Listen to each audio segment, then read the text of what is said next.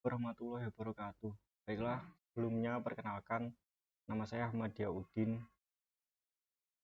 Di sini saya akan sedikit menjelaskan tentang pendidikan sufistik di Pondok Pesantren Salafiyah Kota Kediri. Tugas ini saya buat untuk memenuhi ujian akhir semester mata kuliah tradisi pesantren. Langsung saja, yang pertama saya akan menjelaskan sedikit tentang sejarah singkat berdirinya Pondok Pesantren Salafiyah Kota Kediri. Pondok Pesantren Salafiyah merupakan pesantren yang terletak di Desa Mandar Kidul, Kota Kediri. Meski pada awal berdirinya pondok ini hanya ditandai dengan adanya musola atau masyarakat sekitar lebih mengenal dengan sebutan langgar angkring. Hingga pada akhirnya pondok ini mengalami perubahan dengan tetap menjalankan sistem pendidikan yang masih berpegang teguh, yaitu pada pola pendidikan klasik atau tradisional. Pondok Pesantren Salafiyah merupakan pondok pesantren yang didirikan oleh Kiai Haji Abu Bakar yang ahli dalam ilmu falak, menjadikan modal penting dalam mendirikan Pondok Pesantren Salafiyah. Pada tahun sekitar 1949, putra dari beliau yaitu Kiai Haji Abdul Jalil sebagai generasi penerus berhasil membangun simpatik masyarakat untuk peduli akan pondok pesantren, hingga akhirnya Kiai Haji Abdul Jalil berhasil menyelenggarakan pengajian umum yang diselenggarakan setiap hari Kamis dan masih berlangsung sampai sekarang. Jamaah ini khususnya didominasi dari Desa Mandar Kidul Kediri. Selanjutnya pondok pesantren berhasil membangun Madrasah Raudhatul Muqtadi, yang dimana madrasah ini menjadikan bukti bahwa Pondok Pesantren Salafiyah mampu bertahan hingga sekarang. Saat ini sudah banyak pesantren yang membuka sekolah atau madrasah, namun ada kekhawatiran jika hanya menerima pendidikan agama tidak akan mampu mengikuti perkembangan yang ada. Langsung selanjutnya dari pendidikan. Pendidikan merupakan suatu bagian dari kehidupan manusia. Pendidikan berperan sebagai pemelihara tatanan sosial dan sistem nilai yang ada berkembang dalam masyarakat, serta sebagai agen pembaharuan. Pendidikan sendiri merupakan bagian dari kehidupan manusia, masyarakat, serta sebagai menciptakan atau untuk membuat generasi muslim yang baik.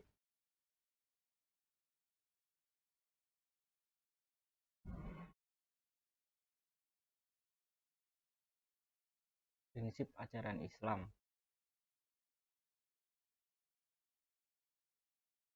Prinsip ajaran Islam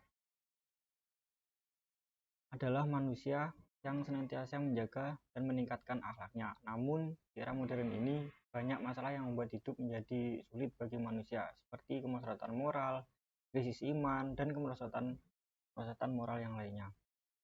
Semua ini sering dikaitkan dengan kegagalan pendidikan, padahal pendidikan telah berperan dalam kemajuan mengembangkan kepribadian manusia secara baik maupun mental hingga menjadi manusia yang berkepribadian. Selanjutnya amaliyah.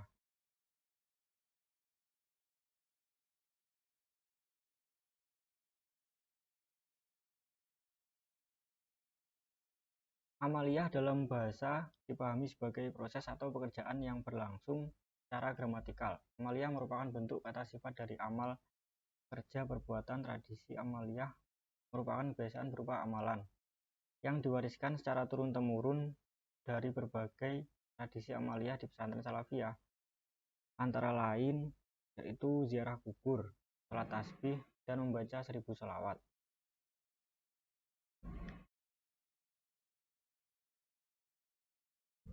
Ziarah makam.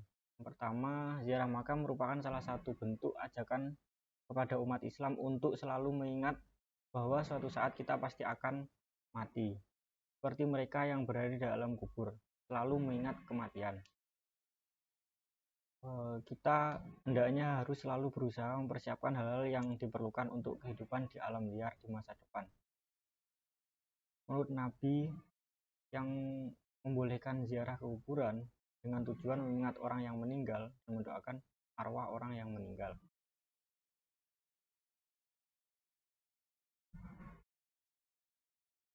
Selain kegiatan ziarah makam umum, pesantren Salafiyah Kota Kediri juga melakukan ziarah makam dengan tujuan masyayikh dan makam zuriyah pesantren Salafiyah Kota Kediri. Di antaranya Kiai Haji Abu Bakar, Nyai Haji Abu Bakar, Kiai Haji Ali Abu Bakar, dan Kiai Haji Abdul Jalil. Posisi tata letak makom untuk ziarah sekitaran 1 km sebelah utara pesantren, yaitu Masjid Darun Najah di Bandar Kidul Kediri. Untuk ziarah makam di pondok pesantren ini dijadikan sebagai program yang dimasukkan ke dalam kalender mingguan dalam kalender pendidikan pondok pesantren tersebut. Di pondok pesantren menjalankan ziarah kubur biasanya dilakukan tiap hari Kamis pagi setelah jamaah selesai sholat maghrib. Seperti halnya ziarah lainnya, selama kunjungan ke makam dilakukan serangkaian kegiatan yang diawali dengan berbagai persiapan. Sebelum ziarah, para santri mempersiapkan keperluan yang dibutuhkan, seperti memiliki wudhu, memakai alma mater, untuk santriwati memakai jilbab putih, kaki, dan membawa buku tahlil serta Al-Quran. Karena jarak pesantren dengan makam yang cukup dekat, maka para santri berangkat dengan berjalan kaki bersama. Sampainya di lokasi, para santri mengucapkan salam kepada para masyayikh. Kegiatan ini dimulai dengan membaca tawasul, membaca sholawat, lalu kemudian dilanjutkan dengan tahlil dan membaca surat-surat pilihan. Di antaranya surat-surat pilihan tersebut biasanya adalah seperti umumnya Yasin, mungkin setelah itu dilanjutkan dengan Al-Muluk, Sajadah, dan Duhon. Selanjutnya ditutup dengan doa yang dipimpin oleh pengurus. Sebagai kegiatan wajib mingguan, semua santri diwajibkan mengikuti. Dan jika ada yang melanggar, maka akan diberikan takziran atau hukum. Dari hukum ini biasanya untuk santri laki-laki dan perempuan berbeda. Santri putra dibimbing langsung oleh Kiai Haji Muhammad Sholeh Abdul Jalil.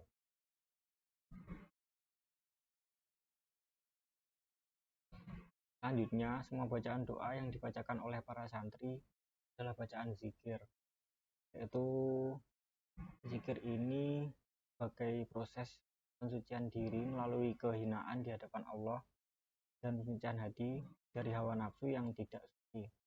Karena adanya najis di dalam hati, manusia harus selalu berzikir secara pribadi agar dapat melawan hawa nafsu dan dosanya dengan selalu mengingat Allah. Setelah tahlil berjamaah, para santri diberi waktu untuk berzikir sendiri-sendiri menurut hajatnya masing-masing agar bisa secara emosional membaca doa yang kemudian ditutup dengan bacaan masing-masing. Selanjutnya amalannya sholat tasbih. Sholat tasbih adalah sholat sunnah yang dianjurkan oleh para ulama. Demikian karena dalam sholat tasbih terdapat banyak bacaan tasbih.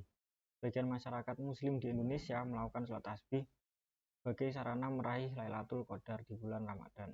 Evaluasi keutamaan sholat tasbih ternyata bisa menyembuhkan jiwa bagi santri menjadi lebih tenang dan mudah untuk belajar serta menjaga kesehatan tubuh.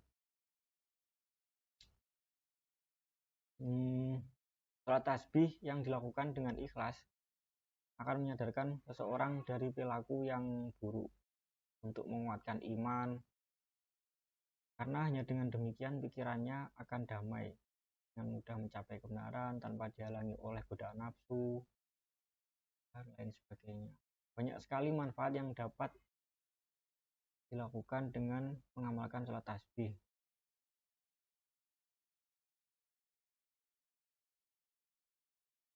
Seperti bagi seseorang yang baru melakukan sholat tasbih akan sering merasa ragu karena bacaannya relatif panjang dibandingkan dengan sholat sunnah lainnya. Tetapi ketika Anda mulai dan melakukan dengan rajin, itu lama-kelamaan akan menjadi ringan dan terbiasa. Sholat tasbih yang dilakukan istiqomah dapat mengubah hidup atau nasib seseorang dari penderitaan menuju kebahagiaan yang sejahtera.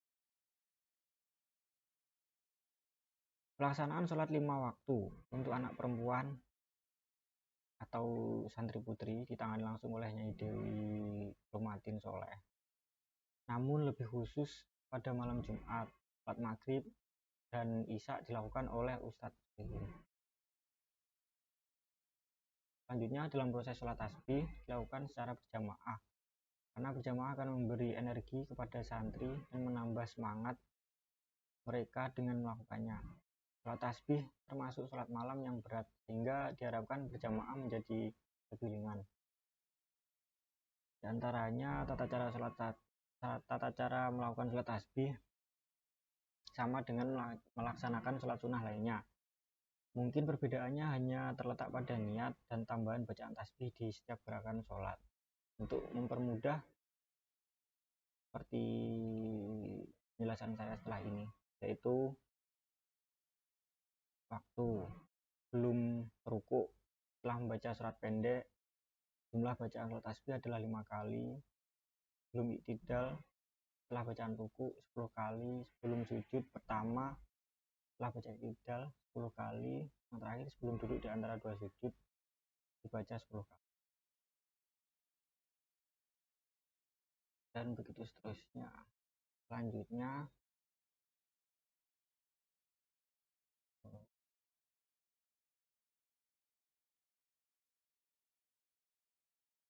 pembacaan 1000 sholawat.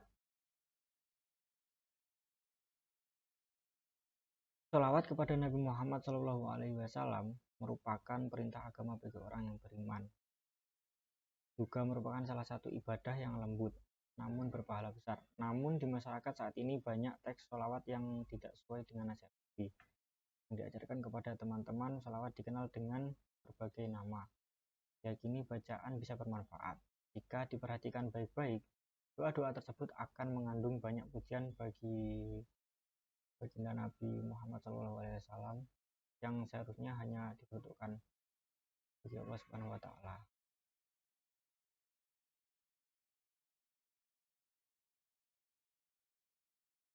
Pesantren Salafiyah menjadikan sholawat sebagai rutinitas sehari-hari. Pembacaan 1000 sholawat merupakan program kegiatan harian yang wajib diikuti oleh seluruh santri putri maupun santri putra. Setiap pagi setelah jamaah mengakhiri sholat subuh, berbeda dengan sholawat yang biasa dilantunkan saat menunggu jamaah sholat di majelis atau di masjid.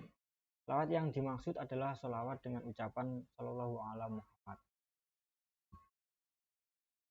Dalam pelaksanaannya, membaca sholawat ini merupakan salah satu bentuk kecintaan pada Nabi Muhammad SAW. Mengucapkan doa adalah bagian dari menaati Allah dan Rasul, dan merupakan salah satu bentuk bahwa seorang akan terus memuliakan sholawat sebagai bukti cinta kepada Nabi Muhammad SAW. Mereka kelak berharap akan mendapatkan syafaat dan kemudian menjadi sahabat Nabi di surga. Nabi juga pernah menyampaikan hal yang sama, bahwa kelak Nabi akan bersama siapa yang mencintainya di surga.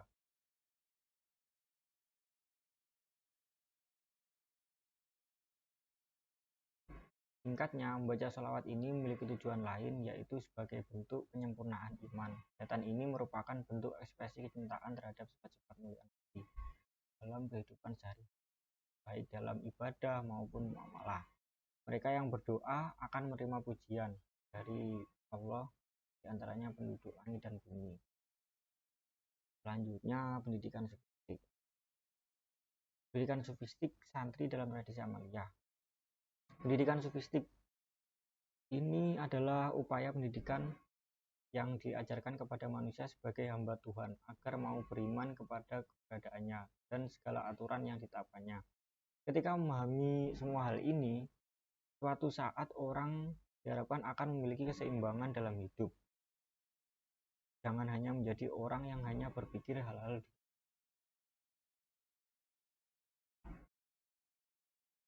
yang dimaksud pendidikan sufistik merupakan sebagai vitamin penting yang dibutuhkan orang sehat agar tetap dekat dengan Allah Subhanahu wa taala dan hidupnya tidak disorientasi, cenderung kaya, introvert, hura-hura dan lain-lain. Pendidikan kerohanian ini ditunjukkan untuk memperbaiki akal budi manusia sebagai sikap dan perilaku yang menjadi terpuji. Dasar pendidikan spiritual adalah penamaan dan pencerahan manusia dengan melandasi sifat-sifat Allah Subhanahu wa taala. Adanya tradisi Amaliyah ini untuk mengatasi kegelisahan, ketakutan dan kegelisahan para santri. Beberapa cara untuk mengatasi hal ini antara lain ziarah kubur, rutin baca sholawat Nabi dan sholat tasbih. Spiritualitas Amaliyah diyakini memiliki kemampuan untuk mendamaikan jiwa karena di dalamnya terdapat hal-hal yang membawa ketenangan, misalnya zikir, baca tahlil, tahmid, tasbih, dan sholawat. Banyak aspek pendidikan spiritual diajarkan melalui tradisi praktis ini.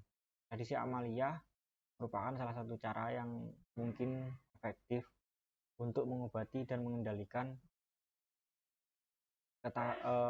kekakuan jantung, seperti berdoa. Kita bisa ingat lalu kepada Rasulullah agar kamu bisa membangkitkan semangat beribadah dan berperilaku bagaimana yang telah dilakukan.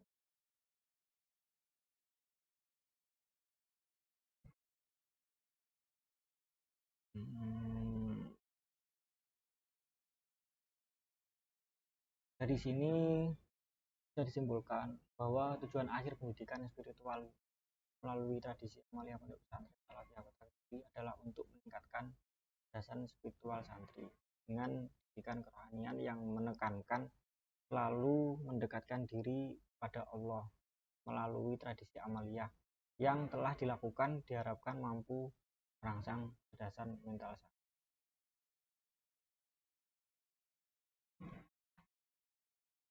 Kesimpulannya, beberapa tradisi Amaliyah yang dipraktekkan di pesantren Salafiyah Kota Kediri adalah tradisi ziarah makam anggota pondok pesantren Salafiyah Kota Kediri, sholat tasbih, baca sholawat. Beberapa tradisi Amaliyah ini adalah cara mengingat fitrah manusia untuk melakukan kebaikan dan mengingat kesalahan, dosa dan mengingatkan mereka akan kematian seperti yang dilakukan ketika ziarah kubur. Pada akhirnya kematian akan datang kapan saja dan kepada siapa saja, sehingga mereka harus mempersiapkan diri sebaik mungkin dengan melakukan hal yang Allah perintahkan, seperti menaati larangannya. Dalam melaksanakan tradisi Amaliyah ini diterapkan denda untuk mengatasi kemalasan dan sikap tidak tanggung jawab para santri. Denda dikenakan semata-mata untuk tujuan mendisiplinkan pelaksanaan kegiatan yang tepat dengan harapan tradisi Amaliyah mengajarkan banyak aspek kehidupan spiritual. Sekian mungkin presentasi dari saya. Apabila ada kurang lebihnya saya mohon maaf. Assalamualaikum warahmatullahi wabarakatuh.